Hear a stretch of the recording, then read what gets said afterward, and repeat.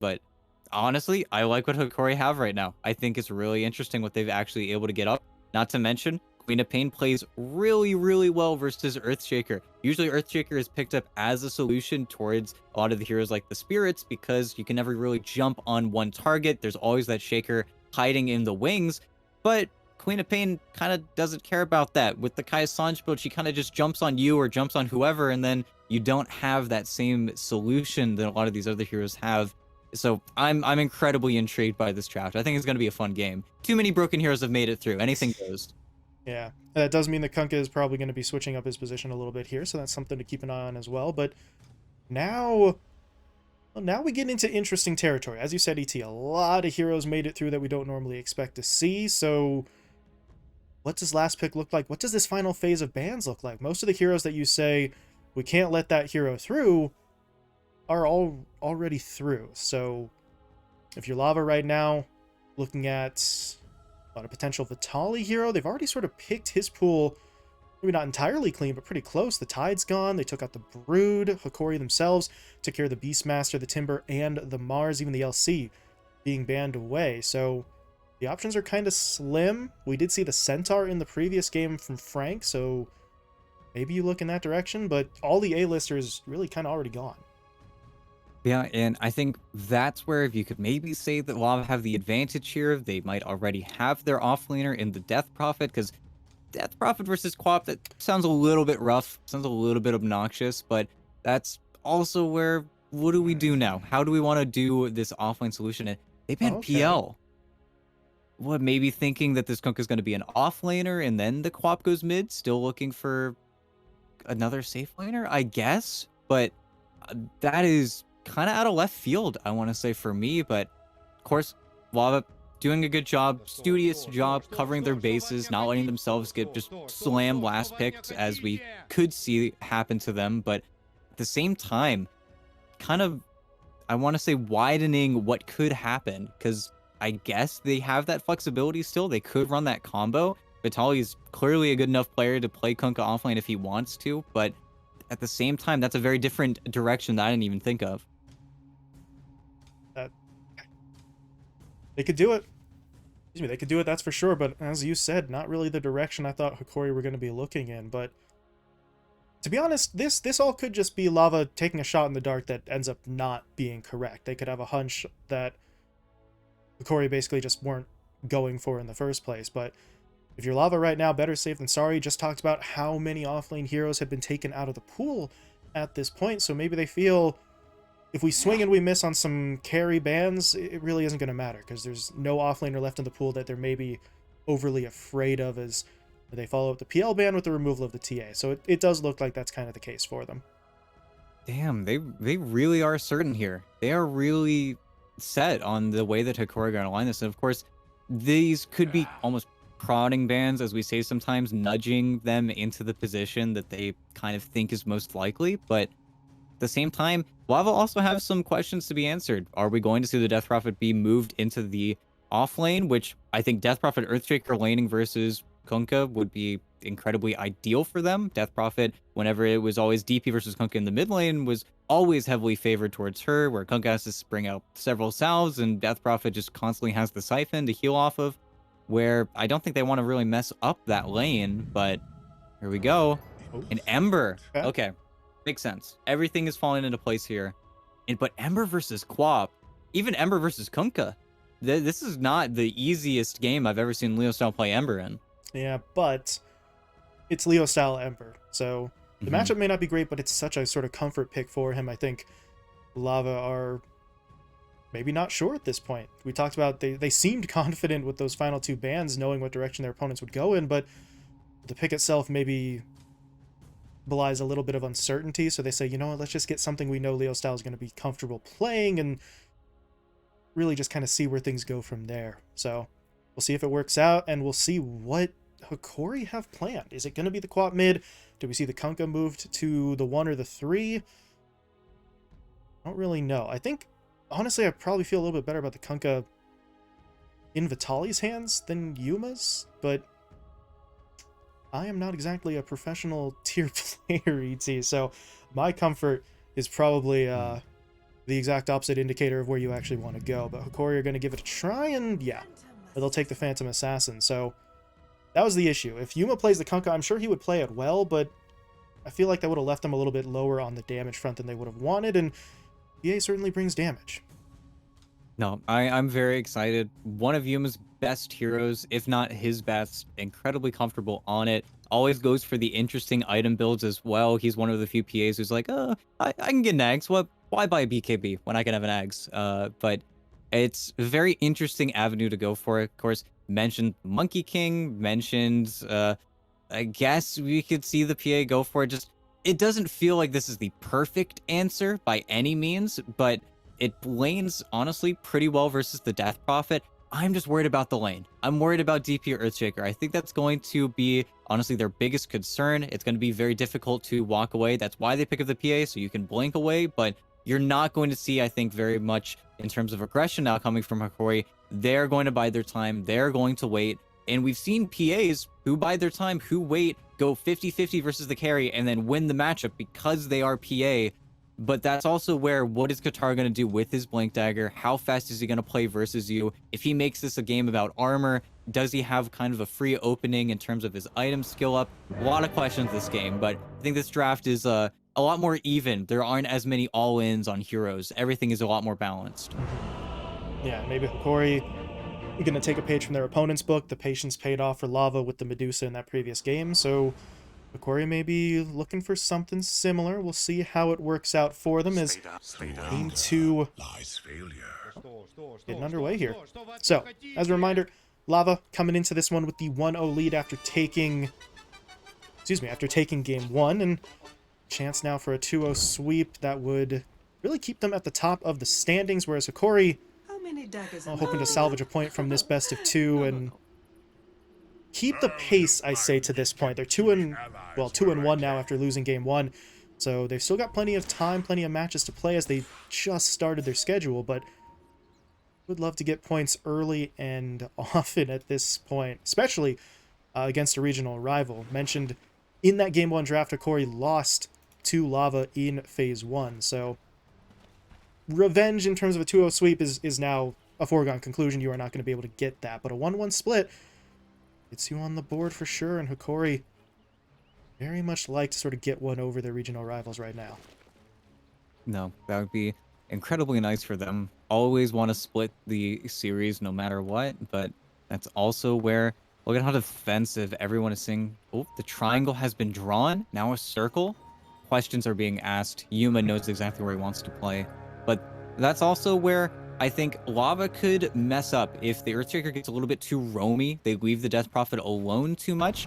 Yuma's got the Blightstone queued up. We'll have to see if he finishes off the Orb of Corrosion, but that is a circumstance where I could see suddenly Gardic and Yuma having enough damage to take down Frank, and Frank is he's running at Gardic a little bit here, but he's gonna eat a little bit of damage, I think, if Gardic can get another Dual Breath. He's got the blocks. Wants the body blocks? Ooh. Yeah, that's gonna force that one out. Frank says, no, don't want to play this game anymore, I'm backing out. TPs himself top, and they get the Fissure block as well, so they're going to be able to affect that equilibrium pretty heavily. And Yuma shows up in the lane, he says, where the hell are the creeps? What's going on here? But this is going to be an interesting lane setup. As you mentioned, for the Earthshaker, don't want him to get too roamy. You want him to, honestly, not stay top forever, but stay long enough to make sure that Yuma doesn't sort of run away with this lane last hit-wise. Yeah, and I think that's where doing his job. Not pulling the wave, though, a really important distinction here, because they do want to lane a little bit. They definitely want to get aggressive, especially knowing that Gardic has already used, like, 3 dual breaths, you know, pre 1 minute, so he is really pressed for mana right now. Of course, he has the few immediate mangoes, but it's not going to be the perfect solution forever here, and really, they want to lane versus this duo and kind of get whatever they want here. But that is the only time Frank is safe. Whenever the creep wave is kind of past the river here, then the Earthshaker can leave. If he kind of messes up his rotation in any way around that timing, we could see Frank just give up a death. This top lane was one that was heavily contested in the previous match. Obviously, different scenarios, different heroes, but similar play styles regardless. So neither side's really going to shy away from early fights. Speaking of early fights, Katyu going to get himself taken down in the bottom lane. Vitali able to sort of combo up with the Mirana, Arrow, Torrent coming into play, and if you're Kataro, I mean, he's got a level 1 Wraithfire Blast, that's neat, but that wasn't really enough to deter the duo from going after the kill as Hokori grabbed First Blood. Yeah, and that's without the X setup either. That was just, I think, completely raw from Genic there. So huge plays. At the same time, you do need to be a little bit careful here. Ooh, as the server lagged a little bit. Yep. Yeah. Everybody felt that one. Everybody felt that one. Katara with the ARG. Because we are playing on Argentina, so whether that switches up how these players are playing at their best. Oh, don't do that, Yuma. Don't give me hope. No. Don't patch colon V. No patch colon V. Hello, No. mic test, 1, 2, 3. It must be because of the patch, guys. It has to be. Don't do that to me. But now watch. We're going to be joking about how it couldn't be the patch, and it will be, but... Oh, God. What? Poor courier. Okay. Taro just walks forward and... Can't even really say that's sniping a courier. He just walked up to it and smacked it in the face, so... Tali was not quite paying attention on that one. And meanwhile, up in the top lane, Gardic, yeah, he's in some trouble. Frank is trying to run him down. The Fissure comes through to block off that escape, but he doesn't have enough damage. It's only a level 1 Crypt Swarm here as well. Gardic healing up with the salve, so Frank is not going to get the kill. Yuma does a pretty fantastic job of getting in there. Throws out the dagger, does as much damage as possible, and now Frank might be the one in a little bit of danger. Takes the dual breath to the face, but Yuma really doesn't want to fight on this low HP anymore. No, and I'm checking this courier. He doesn't have an orb coming out, so it looks like he is going to go for kind of the more farm-oriented start, just getting his treads as fast as he can, but... Ooh. I have just been informed that the patch has indeed dropped. I see. So that's why. So the one Well, time we're clowning it, saying it can't be the patch, yeah, the patch is here. So Dude, these two teams I don't will... want a patch. You say that, but I don't know if I believe you. Now, who needs a patch, right? Oh, God, I mean this version of Dota is just so it's been around so long, you know, you don't really want it to leave. No, screw that. New patch. The broadcast is gonna take a wide turn in a game here, but we still gotta play this game. Kunk is still the best, Weaver's still the best, Wap's still the best, everything's still the best, and probably not anymore. But we'll have to see, as somebody else is probably reading right now. Ooh, big trades. Some trouble here down bot. They need a little bit more damage to finish him off. Kataro doesn't get the Mortal Strike though. Timing's a little bit off, so Tali survives. Gardic does go down elsewhere on the map, though. So if you're Lava, you still get a kill, but they were really one crit away from being able to double up there. But that's still Lava getting on the board. Their first kill of the match. This top lane, well, last hit-wise, I don't think Frank is necessarily where he wants to be, 14-3, but he isn't really being massively outfarmed by Yuma right now. So I think you're still going to be relatively okay with the way that things have gone. No, yeah, and the only unfortunate thing about kind of being PA in general is that you get to a point where both your opponents, they've got sticks, they've got wands, you want to go for a kill, but then you see that this Death Prophet has a Fairy Fire and an 18 stick, and you just don't have enough damage. That's where Human needs to be left alone a little bit here. Once he hits level 6, kind of throw everything out the window. You suddenly have that damage that you were severely lacking. Is this going to be a kill, though? Oh, he didn't break it. He didn't break the Siphon. Oh, no. Oh, Yuma. Trying to get around the Fissure. Fairy Fire coming through. Is it enough healing, though? No, it is not. Frank in with the Crypt Swarm. And they will find that kill. So, yeah, that wasn't quite able to get out of the range of that tether. And Frank, well, I said last hit-wise he was kind of behind Yuma, but he's got 2 kills to his name right now. So, really, life is good at the moment. Lava, can they make any other moves? You see Kim, he's sort of making his way into the jungle. Looks like for now he's just going to be focusing on stacking up these camps, but you mentioned you didn't want the Earthshaker to roam around too much, but that doesn't mean that there aren't plays for him to potentially make elsewhere on the map, although mana-wise he's a little short. He could pop the stick and get a Fissure out there, but I think for now he's just going to stack and come back to lane and, I mean, see if they can set up onto Yuma or Gardic again. They've been hitting these combos pretty consistently to this point. I can poor cat you. Yep. Any deny? Nope. A step away from drawing that aggro, but Genek is going to be able to get it. That's a bit unfortunate. Would have preferred more of that money to go into Analog's hands, but that is still going to be a pick-off for them. The only problem is you now leave Leo Style in the middle lane for a little while, and Leo Style really hasn't been bullied all that much here. He pretty much maxed out the Flame Guard, and Analog hasn't really been able to shove him away to this point. No, and even keeping kind of right next to his opponent there in the knife department, which is where usually we see the Queen of Pain kind of run away with, but Leo Style has firmly planted his feet in the ground, and I think Analog definitely has a little bit more gold than him, but yeah, all the TP's top, die with the Exorcism. Oh no. Down Gardic, they're going to focus on Yuma. That's a big play from Analog, though. Going in with the Sonic Wave, they'll take down Frank, they'll take down Cat-Yu, and Kim, he will TP away. No arrow to cancel that. Analog with the clutch move getting in there. That Sonic Wave really not just finds them the kill, but breaks up the aggression. Yuma might have still died if all three of those Lava Heroes could just continue dishing out the damage, but that little bit of pushback, well, it saves the day. Hokori with a big rotation. That's exactly the kind of play that you want to see out of your mid laner, and well, Analog, unfortunately, still doesn't actually have a kill. He got all of those assists as well, but you need those moves from your mid laner. He's making them, and now this is not a move that you like. Genek able to leap his way out of there, but he runs into 3 in that west side jungle and immediately backs out. Yeah, unfortunately, like you said, Analog isn't the one kind of pushing his game forward. Everything has been going into the Mirana, and yeah, Genek he's been very obnoxious. He's been getting really everything. He's got all of the kills on his team currently. He's really been sniping those out. And Analog does need to be careful. When you start over-rotating a little bit, he needed to make that TP, but that's where Leo Style will probably try and get aggressive on the other side of the map, and that's where if you lose a key hero like Vitaly on the bottom lane, your trades don't feel nearly as worth it. But at the same time, how Leo Style actually decides to play this game is kind of up to debate. With that many points in Flame Guard, of course, he does so much magic damage, but he's also opened himself up to just straight up farming if he wants to. I think that's where we might see more play on the supports, just because killing off these cores is actually a little bit difficult, but this is really nice.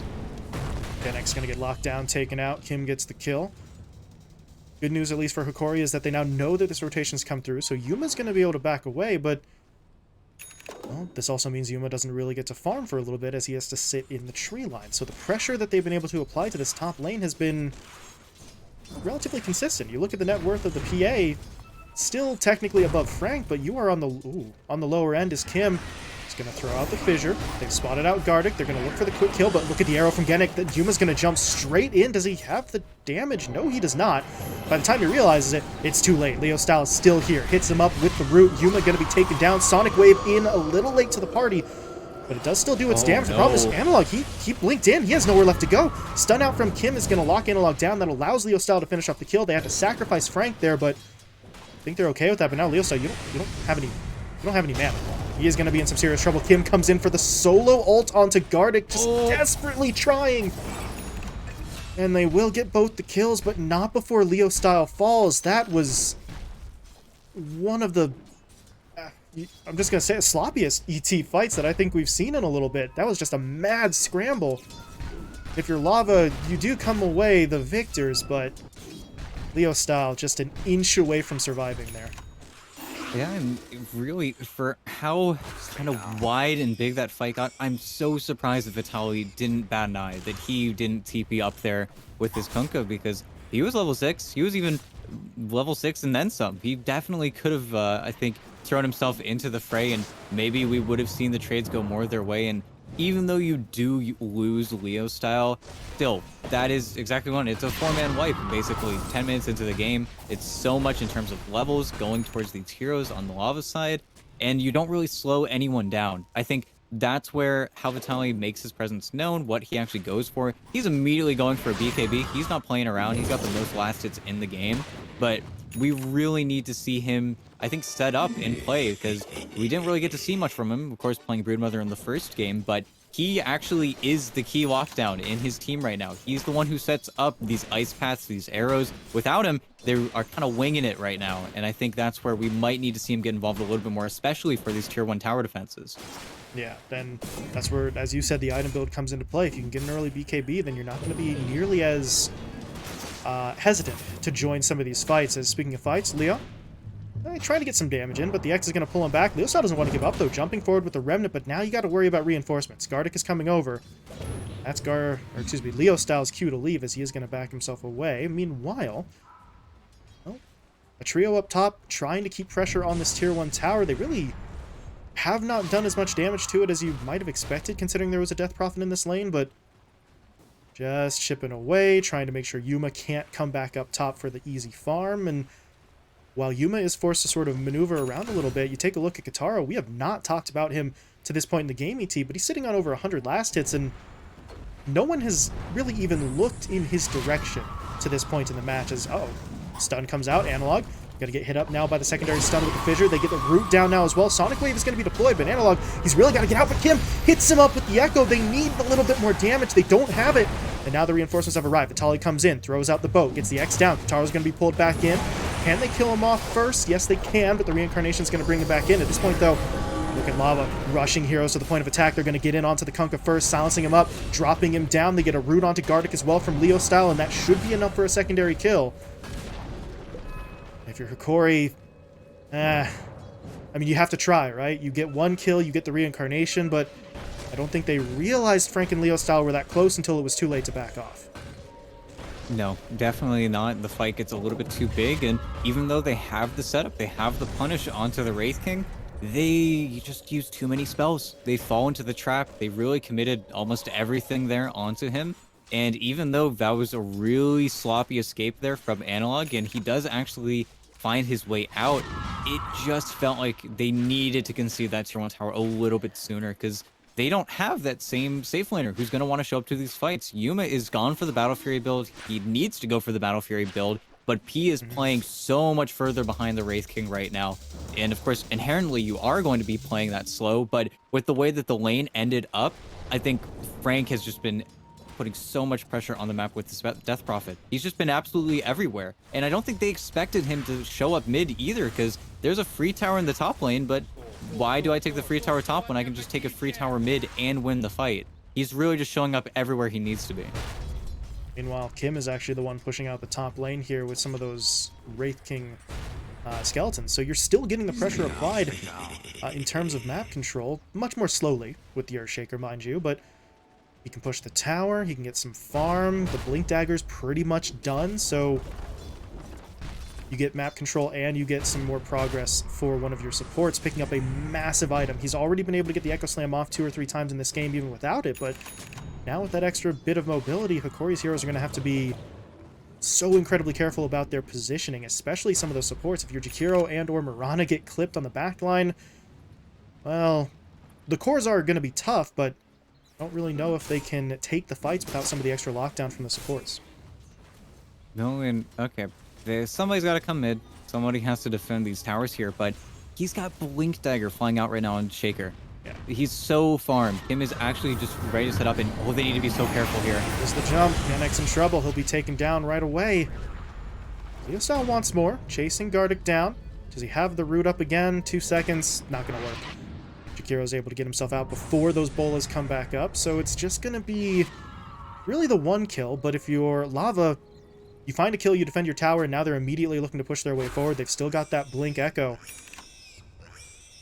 Very wisely for Hokori, though, no one is here. They have backed themselves out. The only problem is, Leostyle got eyes on... It's a single stack, but it's still farm they could take away from Yuma. Right now, they're looking for a kill onto Yuma. As Leostyle pushes his way forward, does he have detection here? No, he doesn't. So, yeah. If the Moonlight doesn't come through, then sure. I could see them making that play, but once that Invis comes into play, they just back themselves away, and Yuma doesn't really suffer much for having his stacks sort of sniped out earlier on. Now he's got the Battle Fury, he's able to get through that much faster, and there is hope moving forward for Hokori now, whereas before they were... Leo. Did he really? Wow, that... They don't even have much vision there. That was just a very bold play. He's lucky there was no one there to jump in on him. No. As Kataro, he was able to take down Roshan while all of that was happening, so he comes into the fight with the Aegis, and now it's time to leave. Hokori do not want to be here right now. Katyu, though, pushing himself forward with the Tumbler's Toy into stun range. Yannick Don't think he realized that that item was in Ogre's hands. It's not a lot of movement, but it's just enough to get into range. Genic gets taken down, and now up in the top lane. Oh, Vitaly. This is a problem. Frank's coming in. They're going to drop down the silence into that Siphon. Going to need to hold the Siphon for a hell of a long time, though, because Vitaly is not easy to bring down. He's going to throw down the defensive boat. And at that point, they're just going to give up on the chase, but... well, if they give up on the chase top, they were chasing mid, though. Gardic gets taken down. Kataro gets his first kill of the game. Lava are really starting to pour it on here. They've got the Aegis. They know momentum is on their side, and now we sort of come to the downside of the patient, wait-and-see sort of strat that Hokori needed to go for. Your PA, you got a Battle Fury, but you're not really ready to contribute to these fights just yet. Yeah, really, the big problem is once you have this Blink Dagger on Kataro, then everything changes. Then you're going to get ran at. And Vitaly, they know he doesn't have boat. They're doing so much damage. Is he able to walk away with a nice arrow?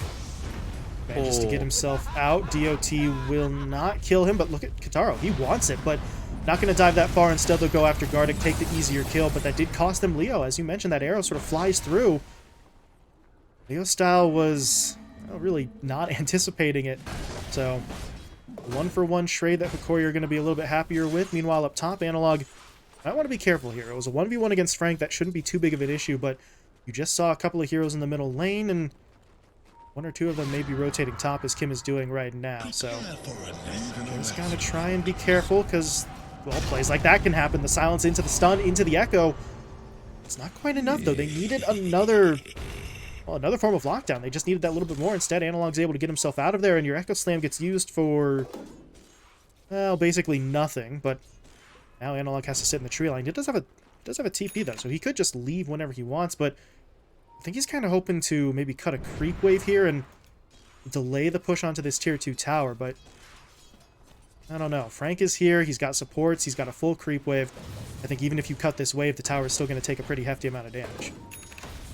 No, yeah, it's still very, very, very problematic, and unfortunately, these big items are really being met at the same time on the lava side. Frank almost has his own BKB. I believe Vitaly is literally going to have it in a second here. Just needs to get it sent out on the courier, and one more creep last hit, then he'll finally have his, and he can do a little bit more for his team. And even though these heroes are kind of able to survive in a lot of these situations, nobody has a bad KDA on the core side for anyone on Hokori, but they've been just missing out on a lot of these engagements here. And I think, do they see Frank TPing in? I don't think so.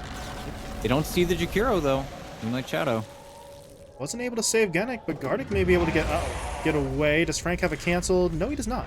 No cancel, no mana, so he can't actually find that kill, and the Jakiro gets away with one. But they are still giving up kills. Genic just continues to go down here on the Mirana.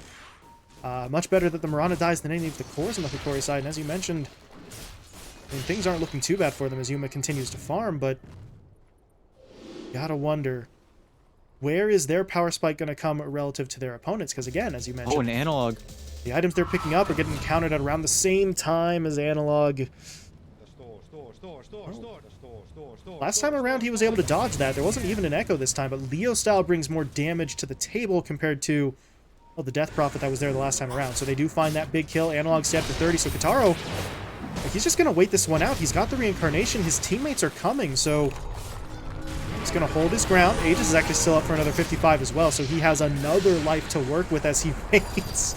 And now here are the reinforcements. And if you're Hokori, how do you get out of this one? Tali's going to pop the BKB, look to keep this fight going, or maybe not, actually, using that magic immunity to back himself away. Leo style, though, jumping forward, going for the root, only hitting onto the Jakiro. Should net them a relatively easy kill. The question now is, can they go after the tower? That might get a little complicated, because Genic is trying to create a distraction on the back line. Unfortunately, for him, he's not able to get away, but Lava did not actually stick around for the tower. Instead, they go for a 4-man smoke, and really, I'm not sure what the play is here. Everyone on Hokori either died or fell back, so I don't think they would just straight up TP or maneuver their way into a lane to get picked off again. They don't even actually have their own outpost in the north side jungle, so they can't TP anywhere up here, so I don't know. That was a bit of a weird one from the Lava side, but oh god, Kim jumps in, drops the ult down onto the Queen of Pain. Cat used there for the follow-up stun. They get the root in as well. And they've got the kill. Analog's already dead. Gardic did throw out a nice macro pyre there to try and push some of these heroes away. The X now pulls the Ember Spirit back in, but Leo Style able to jump away to the Remnant. Vitaly, though, giving chase, gets the kill with that last little bit of damage, but they are losing quite a bit on the other side of this. Yuma did get taken down. Taro has to be a little careful, though. He doesn't have reincarnation for about 35 more seconds, and the Aegis had been used the last time around. He's still trying to fight his way through this, though, hoping that he can stay alive with the armlet toggling, and for now it's going to work. Gennett gets taken down, but Taro will be chased down and eventually killed. So Hokori, well, they get some big kills, but now Vitaly has to be careful. Katyu jumps up to the high ground with the Tumbler's Toy for the body block. And Frank is able to finish it off there. Vitaly just too low at the end of that fight, unable to get away. No, it was real well kind of Kataro. He tried to play his out there. He went for the stun onto the Jakiro, making sure he wasn't going to just get immediately ice pathed from that X, but at the same time, it's just too good of a job at kiting him until he has either more damage or a BKB. That's always going to happen to him, unfortunately. But at the same time, still head above water. You did lose a lot at the beginning of that fight, but you're finally finishing off a lot of these very, very important items. Not to mention, we're post 20 minutes. We're going to have that Ag Shard on the Queen of Pain. Yuma's got a BKB of his own. If Hokori win any fight in the next 5 minutes, the next 10 minutes looks so easy for them. It's going to be a lot more simple for them to find these fights, but again, that's where Lava, who just continuously find these pickoffs, have just done a really good job of keeping and maintaining that lead. I mean, even just look at Leo Style. He's more or less functioning by himself, maybe with the layup here on the Fisher, and it's just another dead Gennett. Yeah, no chance. Yeah, those plays, really exactly what they need. As you said, if you're Hokori, you know your path to success at this point. It's just your opponents aren't giving you that opportunity. You're always going to have that sort of disadvantage numbers-wise because Lava keep finding those pickoffs. So you know what you need to do. It's a question of whether your opponents are going to allow you any opportunity to actually do it. So far, the answer's been no, and Leo Style, he is just about done here with an Aghanim Scepter pickup, I believe this is. So he is going to have even more in the way of sort of maybe damage and maneuverability to work with. So I think he knows what his role has to be in this game as down bot. Kataro, that's a very deep dive there onto Yuma. That forces out the BKB early, allows Kataro to back off and take the tower as well. So now if you're Hokori, I don't think you wanted that fight. No tower, no magic immunity. It's time to back away as Gardic maybe didn't get that memo. He might be in some trouble here. Dropping low, gonna get taken down by Frank. Just sacrificing himself to get the rest of the team out of there, but I'm not sure he needed to sacrifice himself. Everyone else was behind him, realistically speaking, so I don't think he needed to do that. He does go down, though, and now if you're Lava, you go from looking for a play underneath the tier 1 to now potentially pushing out the tier 2. The glyph has worn off, and Frank is going to run out of time on the exorcism, but if Kataro comes back over, he'll be able to get this relatively easily. Yeah, tier 3 is going to fall. Again, as we see with pretty much every Dota game, Vitaly had to BKB it.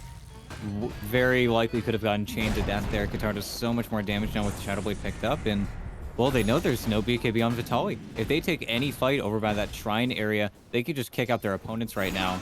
They need to find some crazy pickoff if they want to actually stick around here, but I don't know if they have what it takes in them. And worst case scenario is they just find Vitaly right here, and Gardic dies first. Gardic picked off in the back line. Vitaly. Boat on the Katyu, that's neat, but it's not going to be enough to turn this fight, and now Vitaly's just going to get locked down, stunned up repeatedly. Yuma, though, is entering the fight. Gardic, meanwhile, buys back, comes in, drops down that ice path into the Sonic Wave. Kataro, not looking so hot HP-wise, but he has the reincarnation, so they need to be careful about how far they go forward on Hokori's side, and at this point, they don't want to go forward at all. They're trying to back off. Gardic, though, not able to get away. Kataro blinks in, gets off that kill. Gardic dies twice in the fight.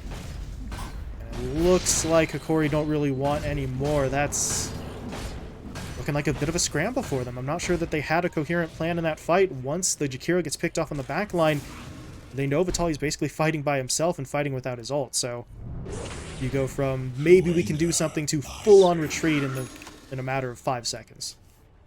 Yeah, and really no worse timing for Hokori. Leoso had just finished his Ags. He had an Arcane Rune. He was really ready to rumble. It's amazing that they only lost Gardic twice there. I think there is a lot more universes out there where you lose Vitaly to any of the kind of random spells they could have thrown out there. He survived on less than 100 HP. Really just at the mercy of Leo Style, if anyone. But because of that, you get Roche now for free. I argue to say probably give it over to Leo style. Give Kitaro maybe some more time. Kitaro's the only one hitting buildings, so that's why he's probably gonna take it. But at the same time, a little bit riskier. But oh no, Vitaly, he's got a BKB TP. It looks like he will. Ooh. Still takes 1,000 though boy. from the invis. Big I ol'. wonder if Wraith King's changed. Well, I mean, you would figure everybody got changed at least a little bit. Might just be a numbers tweak, but those. But something had to have happened to him because he's. Oh, he is a very popular hero in, well, I guess now the old patch. We're still living in the past here, so. On the old version, talking about the patch like it isn't already here. For now, at least, as you said, the Wraith King's still one of the best, still leading the way, and what's going on down bot? Leo style? They're trying to set up onto him, but yeah, the spidey senses are tingling. He knows somebody's coming after me. Immediately jumps back mid, and now, I mean, if you're Hokori, you sent 3 heroes bot looking for a kill you don't get. You now need to sort of fall back because your high ground is under attack. Kitaro's leading the charge. The Exorcism is going to help them take that tier 3 tower down, and I mean, Hokori aren't in position. They can't really do much more than this. A macro pyre being deployed. Vitaly can maybe throw a torrent or 2 out there occasionally. That's going to be more than a torrent, actually. Torrent into arrow. Wraith King is dropping. This is not really where you want to use that first life, but whatever. You don't really have much of a choice. Reincarnation gets him back in. Do they continue to push, though? That is the question. Frank pops the BKB. Kitaro, meanwhile, blinked over the wall. They've taken down Gardic again. He used his buyback earlier on, so he can't get back into the fight, and now Analog has to back away. He's barely getting off those blinks. He just died to DOT? Yes, he did. Okay, wow. So that's Analog down.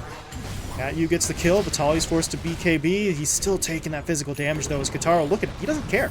The man doesn't give a damn. He's just going to push forward. They're on to Yuma. Kim comes in with the Echo. Yuma gets taken down. No buyback for your PA either. It is all starting to fall apart here for Hokori. They're just rampaging their way through their opponent's base on the lava side, and there's no coherent defense here. It will be Genek and a Kunkka against the world, and a Kunkka with no ghost ship, so you just have to sit here and watch a second lane of Rax get taken down, and what's going on back there? Kim, okay, got to get picked off, but that will, yeah, absolutely cost him his own life. Brief distraction, nothing more. The Mirana, though, is a hero who has buyback, so could rejoin this engagement, as they're going to be able to get through that Wraith King again, but the Reincarnation had actually come back up, so he still hasn't used the Aegis. But if you're Lava, do you go further, ET? Is this the risk at all to take the win right now sort of play? Go for the tier 4s or the mega creeps, or do they back out after this? PA is only 10 seconds away now. The problem is, actually, without their Earthshaker, chaining down these heroes is a way more difficult, so you're not going to see Kitaro actually have enough damage to finish off whoever he does start on. So I can respect the back for now, but at the same time, they're in such a bad spot on Hokori. For every item they've been working towards for tens of minutes, it just feels like there's already a solution built up on lava. For every Deso, there's a Shiva's Guard. For every BKB, there's an opposing BKB. They really need to find someone in. Okay, this might be the last fight of the game. There goes Gardic again, trades himself out for Katyu at least, but they know that Kitaro's in the fight. He's walking through a macro. That's taking a little bit of extra damage, but Leo Sal comes in to get the root down. Kim joins the fight, gets that follow-up stun. Genek gets taken out. Vitaly will fall as well. And at this point, if it's it might just be the end of it for the Hokori side. They're going to lose Analog. Yuma popped the BKB at least, so he doesn't get rooted, but look at him. He's running back to the fountain. There's just nothing for him to do here in Kitaro. Yep, they're going to jump in. They get the root. They get the follow-up stun. The Mortal Strike crit. That's gross. Able to take Yuma down, and that's going to be GG. Lava complete the 2-0 sweep here in their final match of the old patch. Kitaro wanted to pad the stats there, but not quite able to get the kill on the Mirana, but they get the win, and that's what matters. And as we look back, the bookend has finally happened on 7:30E. Good riddance. We're done. It's over. The Queen of Pains, the Kunkkas, the Wraith Kings, the Weavers, the Snapfires, the Marses, even the Beastmasters just all fall in line as another chapter of Dota ends. And a pretty nice win for Lava to end out this era of Dota. But still, I can't imagine too much is going to change for them going forward. Like, unless all of their heroes just got absolutely thrown into the trash can, which could very likely happen. Dota loves to do that. But what a nice, pretty game to end the patch on. Yeah, just executing perfectly. Meanwhile, on the Hokori side of things, we mentioned what they were sort of trying to do there with the Phantom Assassin, right? Bide their time, build up slowly, hit that power spike, like Lava did in Game 1 with the Medusa, but the PA just really needed more time, and even once Yuma had some of the damage and the BKB, the damage coming out from the other side was just too strong. As you said, every time Hokori picked up an item, Lava were standing there with the answer to it. So, if you're Hokori, it's a bit unfortunate, but you go for a draft like that, you are very much running the risk of just getting straight up outplayed.